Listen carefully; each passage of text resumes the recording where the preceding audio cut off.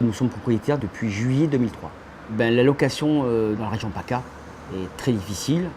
On a fait un crédit sur 25 ans. C'était beaucoup plus rentable d'habiter avec un petit loyer et de pouvoir le payer même si on avait une résidence assez délabrée. Parce que nous sommes des ouvriers et que même si on est propriétaire, on doit faire face au crédit quand même. Je veux dire, donc il valait mieux payer petit, mais être sûr d'avoir un logement et de ne pas se faire expulser tous les 4 matins, quoi.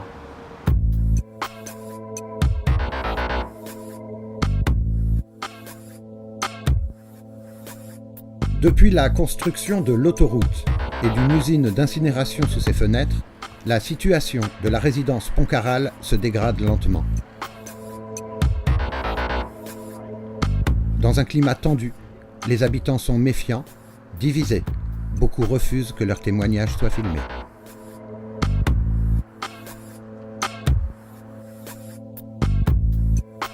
Les problèmes de Pontcarral, c'est la saleté, déjà. Les problèmes de drogue, les problèmes d'une mauvaise gestion du conseil syndical, du syndic aussi, mais pas que de celui-ci, ça remonte à très loin. La saleté. L'immonde saleté quand on rentre dans l'ascenseur, quand on arrive. L'odeur, c'est rien que ça déjà, ça nous pèse, oui, ça nous pèse. Ça marche pas. Pour la descente. Ça marche pas. La porte s'ouvre pas. Il est arrivé? Il est arrivé, la porte intérieure s'est ouverte, la porte extérieure s'ouvre pas. Donc en fait, il marche, mais à moitié. Il marche, mais on peut pas le prendre. Dès qu'il y a du vent, ça marche plus. Inflite l'épaisseur de l'excrément qui se retrouve en bas. Et le syndic est au courant depuis, je dirais peut-être pas 10 mois, mais plus de 8 mois facile.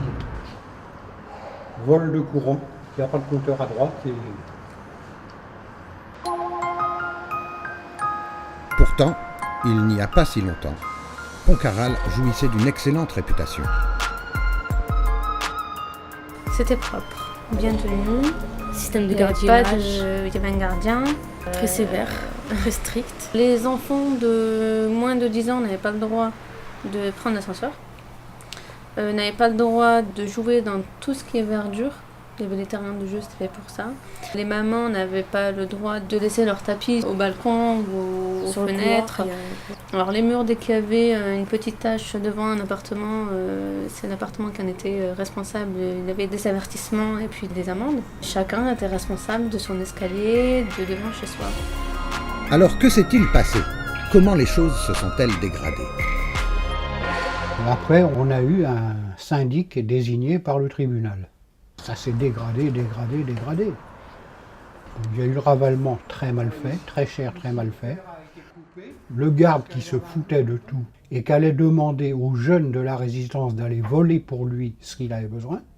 Il n'y a plus de gardien carrément, ça a été supprimé par le dernier syndic.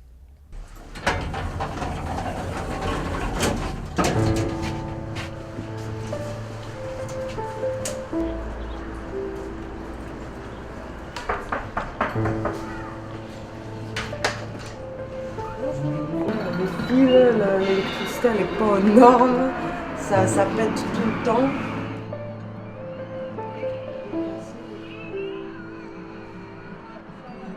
L'appartement, je crois, n'a pas été refait depuis que le bâtiment il a été fait. Même les lavabos et tout, l'eau il passe plus, voilà. Il y a eu l'autoroute qui a été construite, qui n'était pas là. Il y a eu beaucoup de gens qui sont partis à ce moment-là. Ça s'est trouvé donc amoindri en valeur. Je pourrais vous montrer un appartement entièrement refait à 70 000 €. Ils ne se vendent pas. Il y a des agences immobilières qui vous mettent des papiers dans la boîte aux lettres. Devenez propriétaire pour moins cher qu'un loyer.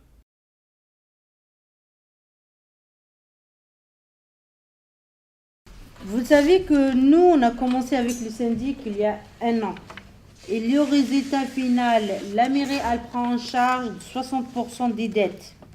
Ça veut dire de 146 000 €, on tombe à 58 000 €.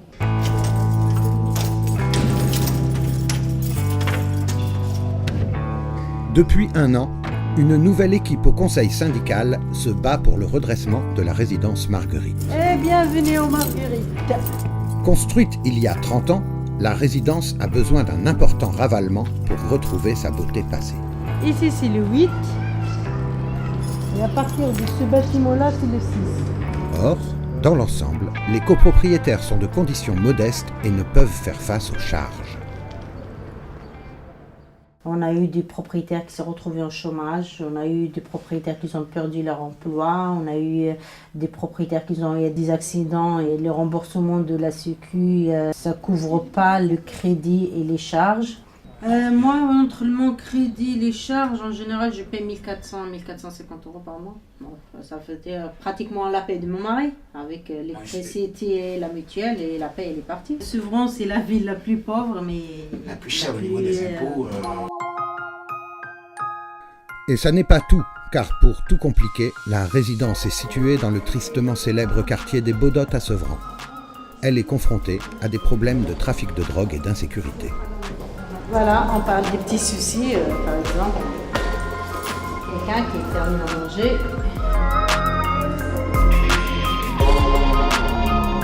Tu vérifies à chaque fois? Ouais, on sait jamais, ouais. Qu'est-ce qui cache des fois là-dedans? Bah, parfois, on a du tout, hein. De la drogue, de la cam, des strings, des soutiens-gorge, des préservatifs. Non, mais sérieux, on a tout ça ici, quoi.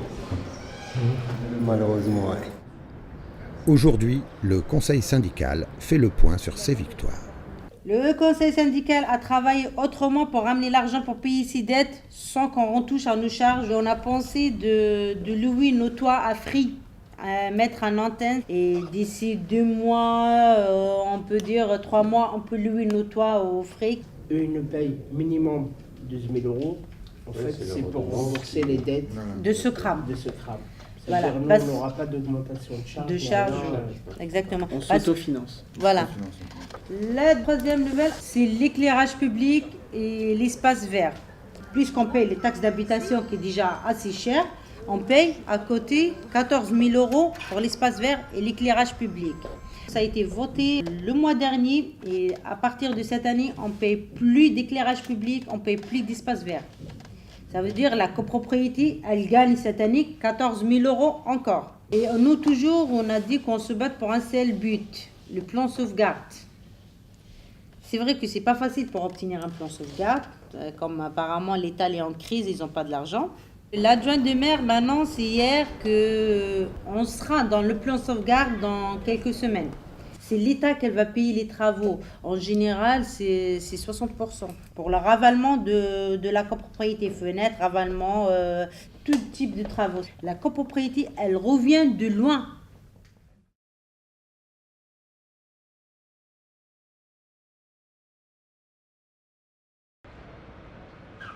Sur ce quartier-là, ce que les habitants payaient, c'était pour renflouer la dette que des syndics ont volé.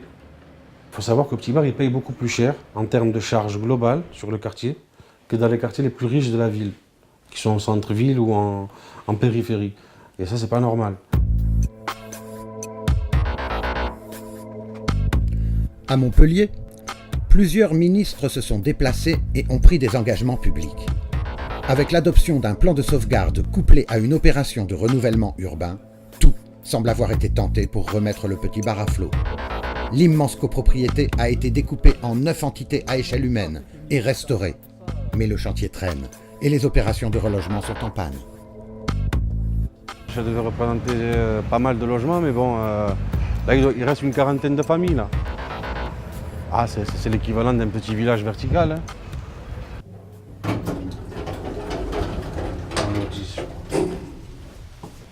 Là, tu vois à peu près avant et après. C'était comme ça, et après ça c'est des petits travaux de rafistolage liés au plan de sauvegarde, quoi. Ils ont beaucoup gaspillé d'argent pour mettre des porte-coups-feu dans un bâtiment qui va être démoli. Et le retard, il a occasionné ça aussi, tu vois. Le retard, il a pris de l'argent. Au fil du temps, c'est devenu une gabegie, quoi. Ça va, Galé? Ça va et toi? Pas trop, hein. Parce ouais? qu'ils m'ont fait menacer là d'expulsion là.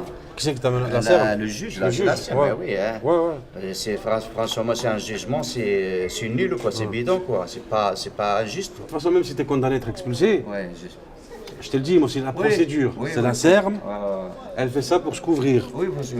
Mais même si tu es condamné à payer tant, tu ne les payeras pas. Mais non, on suit 5 familles comme ça. Nous. Ils sont obligés de vous reloger.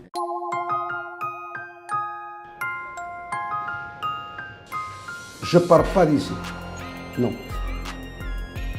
Voilà, je suis là et je ne parte pas. Je garde mon appartement, je ne le vends pas et je ne parte pas. Peut-être je vais partir dans la caisse pour enterrer. Mais tant que je suis vivant, je ne bouge pas de petit vin. C'est mon appartement. C'est mon appartement que j'ai payé avec mes sous. Je n'ai pas volé ni rien. J'ai travaillé. Alors, malgré les millions dépensés, les quelques dizaines de propriétaires occupants qui restent au petit bar sont toujours dans une situation inextricable. 500, 600 euros par trimestre et il n'y a rien de fait, il y a quelque chose que ça ne va pas. Maintenant, je veux payer 12 000 euros. 12 000 euros des travaux, j'ai 3 enfants en charge et je gagne même pas, je gagne 800 euros. Et comment je veux me suicider pour ça? Cet appartement que j'ai acheté, c'est celle-là qui m'a foutu en l'air. Il m'a foutu ma vie en l'air. Au lieu d'être bien, il m'a foutu en l'air.